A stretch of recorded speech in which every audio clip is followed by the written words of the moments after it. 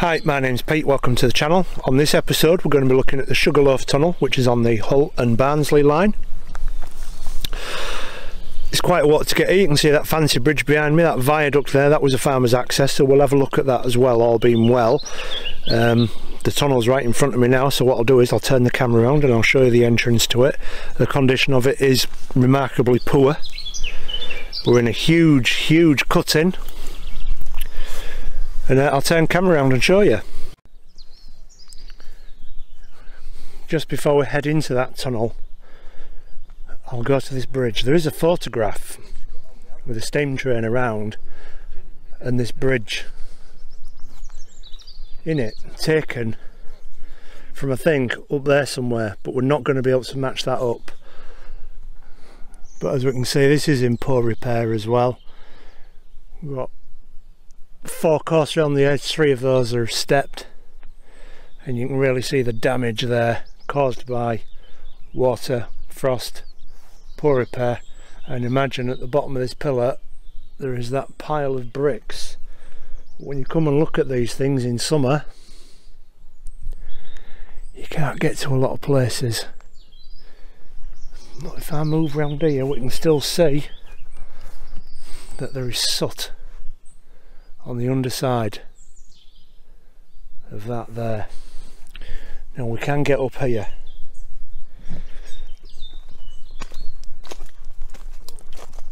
And here we go. This is what we're like on the underside here. Beautiful. Now our tunnel is that direction, and that's where we'll go next.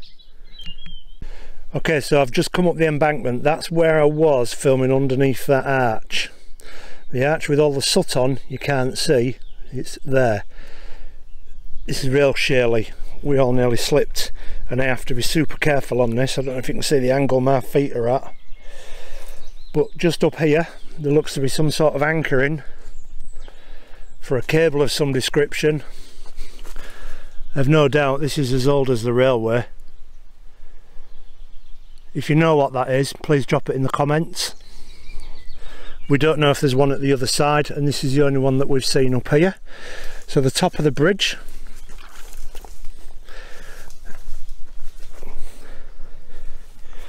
is here. I'll come back to that in a second because we've just seen another piece of metal work here. It's threaded at the top. Unknown. Could be potentially related to what we've just looked at. So the top of this bridge is knackered. That's where the top is at the moment. The coping stone off it is there, so it looks like it was 1 course higher and a coping stone to what it is.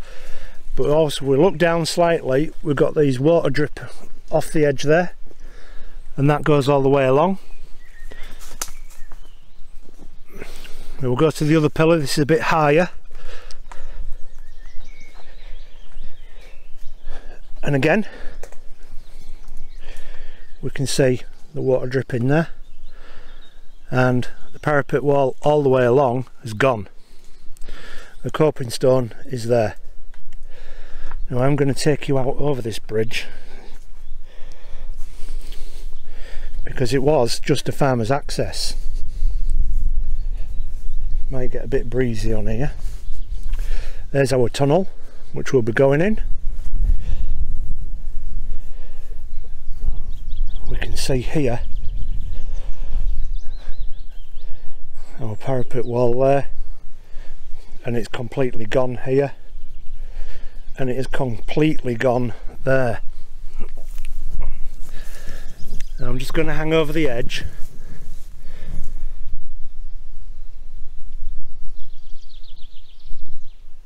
All the water dripping trays have gone as well. It is quite scary on here, I won't deny it, because you saw the condition of that bridge, and at some point it is going to go. Now farmer's access, I've mentioned, we can see the other end of the bridge is through those brambles to reasonably flat ground. But when we come to this side,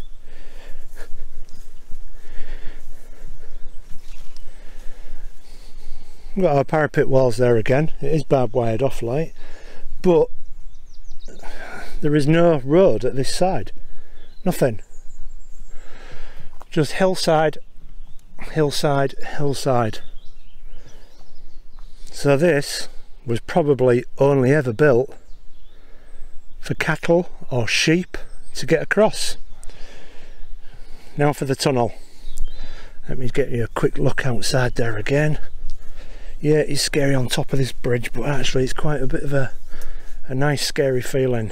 This bridge is a huge structure and dwarfs that. And that in itself is a huge structure. So let's get down there. So to put us into a little perspective on what's going on here is I've zoomed right out so you can see whereabouts we are in England. We're moving in and you can see the railway line here, the Hull and Barnsley line. And it's this section here that we're particularly interested in today. This is Little Weighton.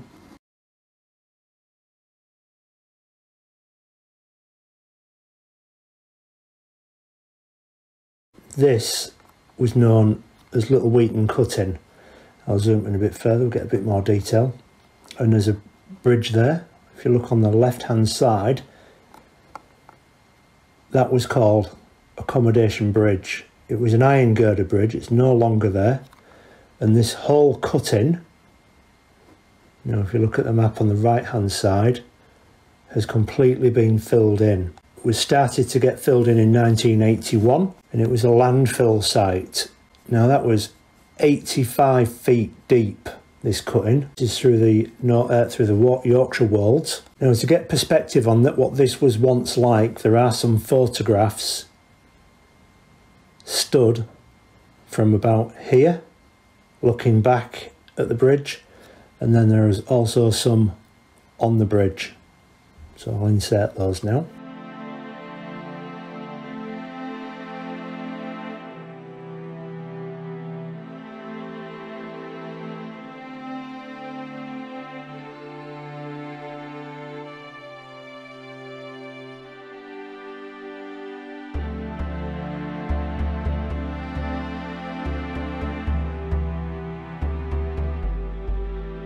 Moving out, we'll follow the line back up and we'll go through the village of Little Weighton. This is Little Weighton Railway Station. These buildings are still here, I believe, and there's a platform there somewhere. All this is gone, all the track has been pulled up. And then we've got this here. This is the eastern portal to Drewton Tunnel, and you can see the air shafts marked on the map, and if you look at the corresponding one on the right, they are still there, and I can confirm they're still there because we've looked at those, although we didn't photograph them. This is on private land, there is no access to that.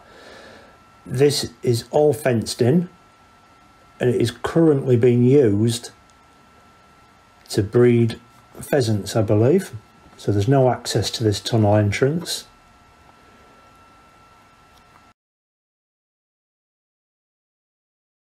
So the Hull and Barnsley Railway line, this was opened in 1885 and the last train ran on it was in 1964. It was mainly used for goods. The whole line didn't stay up until 1964, and parts of the track at South Cave were lifted in 1963. So it was an ongoing project closing the railway down. So moving along Drewton Tunnel, this, as you can see, is quite a long tunnel.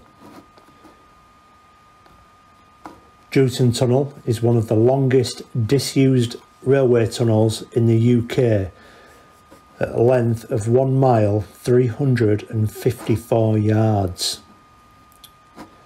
and pretty soon you will not be able to get there at all. So if we go over here, we're looking at the western entrance. That is all now quarry, and it has pretty much been backfilled in, and we did go look at that. You can't get anywhere near it. The mud is quite literally soft and you sink straight into it. It's like a bog. There is a video of somebody on YouTube who has gone through that, so I'll leave that for you to look that one up. I can't remember the name of the channel, otherwise I would tell you. And then what's interesting now is this section here. Now this map is 1900s and it labels this as Weedley Tunnel. This entrance here on the eastern side, blocked, backfilled. It's 132 yards in length and you can access it through the western portal. There's a bridge here that is still intact and there is a photograph taken from somewhere around there, and I will show you that.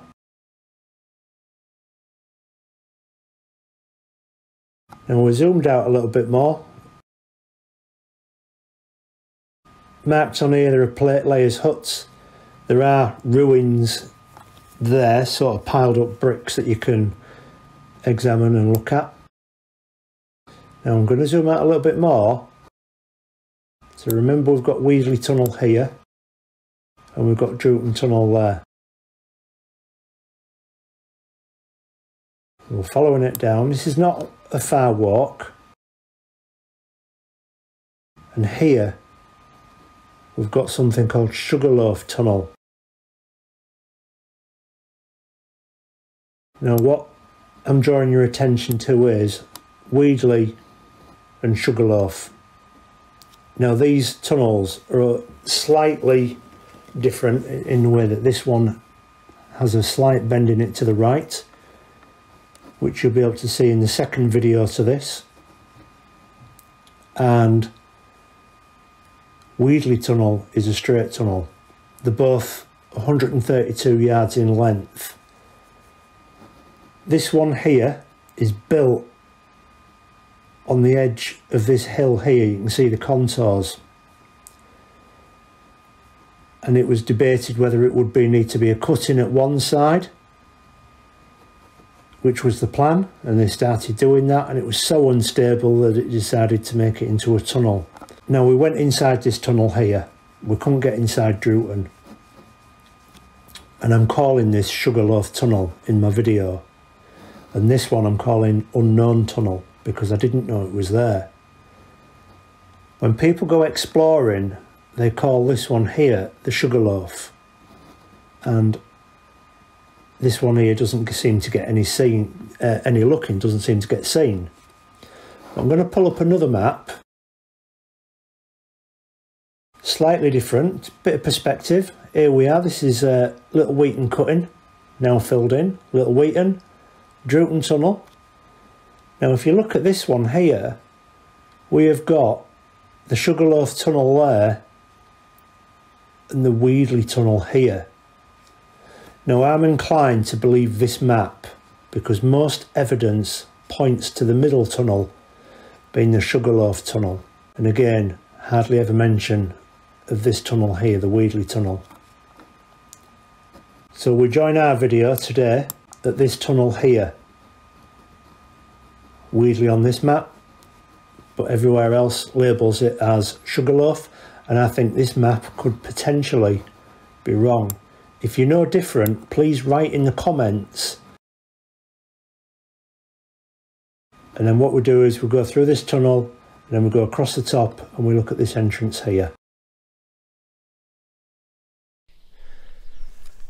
So there's your tunnel entrance. It was a short tunnel, was this one.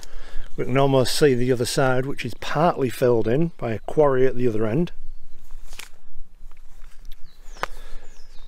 Now just looking up at that, you can see the damage to the brickwork on this. And the embankment up there, that's got to be what, 80 to 100 feet up there. So we do come in quite a way down this way under this bridge, and that cutting goes all the way back there. Now you can access this tunnel. There is a damaged panel at the side there which we can go in. So being short at 132 yards, but this area is so hilly there was no other way to do it. You can see the damage on there. We've got the keystone in at the top there still.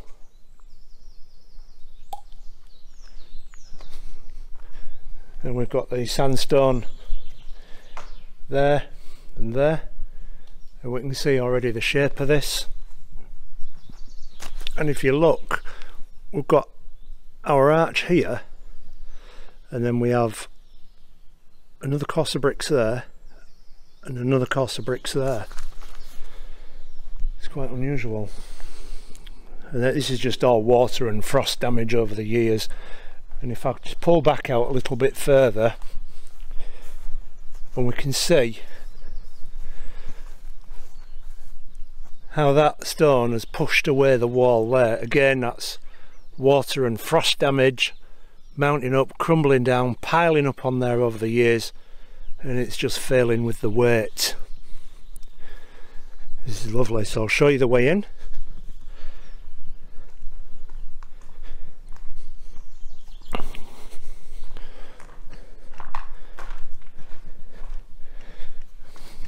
You know, I'm not breaking into this. There we go. So we'll get inside here, I'll get my torch out, and we'll continue through.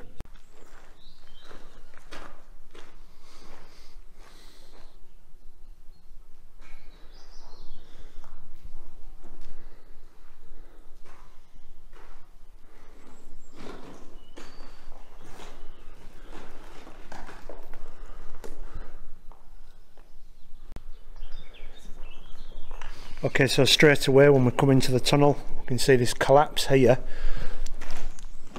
and this is what is going on. It gives us a good insight into the construction of this. Now, there's a fair few course there, and it's a course thicker than it is above. I hope you can see that. Now the walls are to support the arch, so that needs to be thicker, but then the arch is the strength to hold up the chalk and the tunnel above. But as you can see, this is really collapsed inside there, and it was pointed out to me you can see the flint seams in here as well. Well, this side here, right up there, you can see right in there in the construction of that. Amazing. So I'll try and get down here, and we'll go along the tunnel and we'll see what we can see. So we can see lots of soot still up there, and this is our first refuge.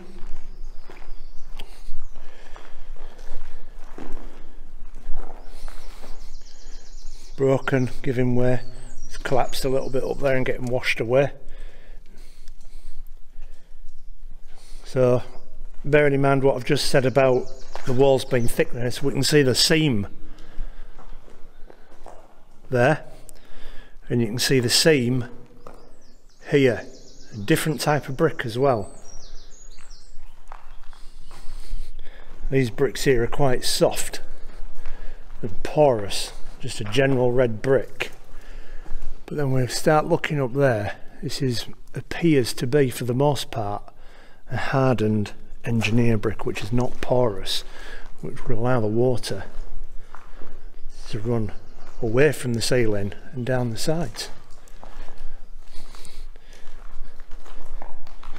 So there's a fair bit of rubble in here. You can see where it's been scraped out at some point along the floor. And we've got a refuge here. It looks as though the tunnel has been backfilled a little bit here as well, because there's no way a person would be able to stand inside there. Now it's getting quite dark.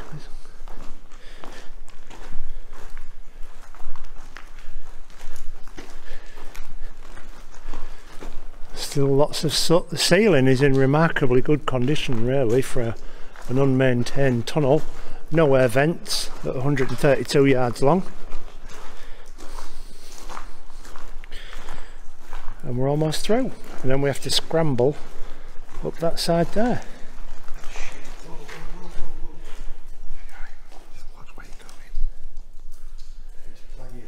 Yeah. That's that quarry. Look how fucking deep it is. Yeah. And you want to backfill it, look at it. Yeah. Oh aye, we can see when we look back, the backfill there. So this now is turning into mud. And so it looks like we're probably about as far as we can go, because we're poorly equipped with footwear to get any further through this tunnel. So we'll have a try, and if we can get through I'll switch the camera back on at the other side. After being in the tunnel, we're trying to get to the other side where we couldn't quite make it. So we climbed that embankment. It's got to be 100 foot. And it was shale, and it was slippy, and it was terrible. But it's been worth it. Now we're on top of the embankment. I'll turn the camera around, I'll point some stuff out. So we've come from that way. Our railway bridge is way down there, and our tunnel is more or less way down there. But fence post. If you look through them trees, those savvy amongst you'll see that there. Fence post. And then right next to me, yep, another fence post. And they are going along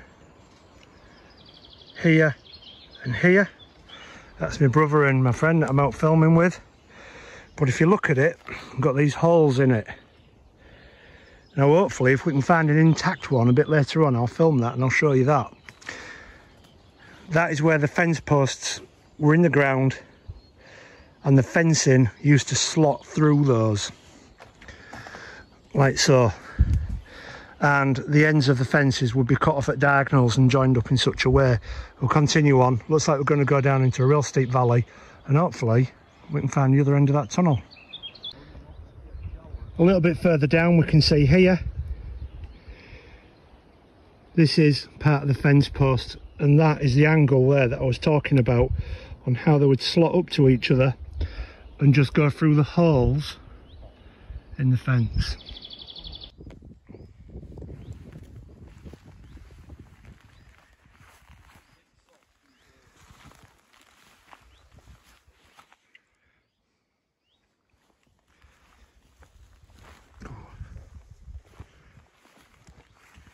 Yeah, it's easily slippable, isn't it?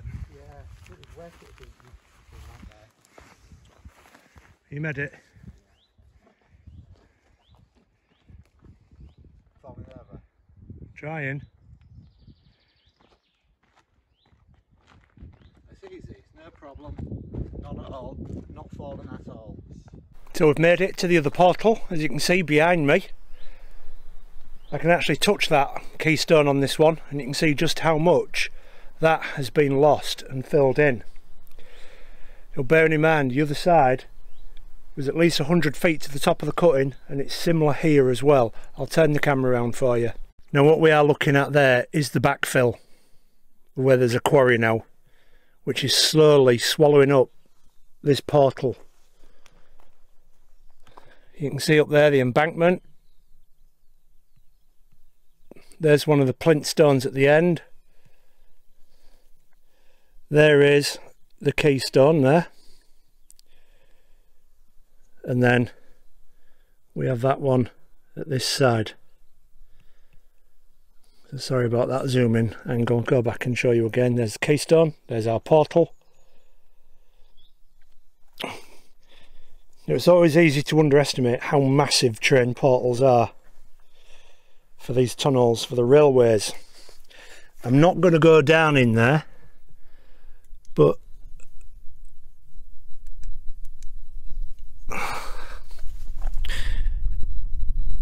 you can see how far that has been backfilled, and eventually this will be full, and that is why it's so boggy down at the other end, because the water, you can see, comes down here like a river in the heavy downpours. And you can see our kid right up there, and that's where I'm heading next. Now, I hope you've enjoyed this episode. If you have, please like, share and subscribe.